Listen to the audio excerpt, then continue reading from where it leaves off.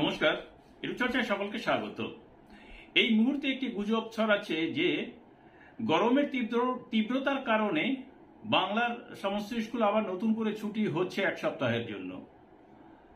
তো এই নিয়ে আমাকে অনেকেই ফোন করে জানতে চেয়েছেন যে সত্যি কি স্কুল ছুটি হচ্ছে। তো আমি সেই জন্যই এই ভিডিও করছি যে দেখুন, এখনো পর্যন্ত এই জাতীয় কোনো নোটিশ নেই যে স্কুল ছুটি হচ্ছে।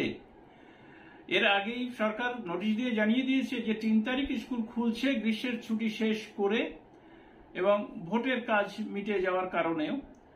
তো সেই স্কুল ৩ তারিখ থেকে কিন্তু খুলেছে, সেখানে ছাত্রছাত্রীদের উপস্থিতি ছিল না, শুধুমাত্র শিক্ষক এবং শিক্ষক কর্মচারীদের উপস্থিতি ছিল।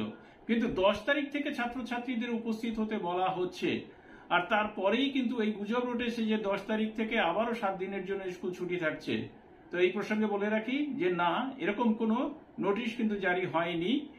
তবে একটি পুরনো খবরের কাগজের কাটিং এই ছুটি নিয়ে ভাইরাল হয়েছে বলেই সবার মনে একটা প্রশ্ন জেগেছে যে স্কুল বোধহয় ছুটি থাকছে আবার। তা এখনো পর্যন্ত আমি অন্যান্য স্কুলের গ্রুপের যে মেসেজ থাকে, ইভেন আমার বাড়িতে বাচ্চার স্কুলেরও যে মেসেজ রয়েছে, সেখানেও কিন্তু কালকে স্কুল আছে বলেই জানানো হচ্ছে। ফলে স্কুল নেই বা ছুটি হয়ে যাচ্ছে এরকম কিন্তু কোনো খবর নেই।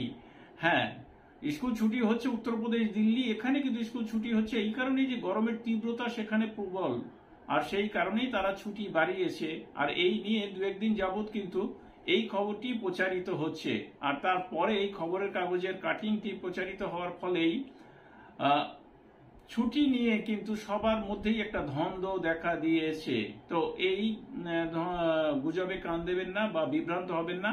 কাল থেকে কিন্তু বাচ্চারা স্কুলে যাচ্ছে, স্কুল কোনো ছুটি নেই বাংলাতে।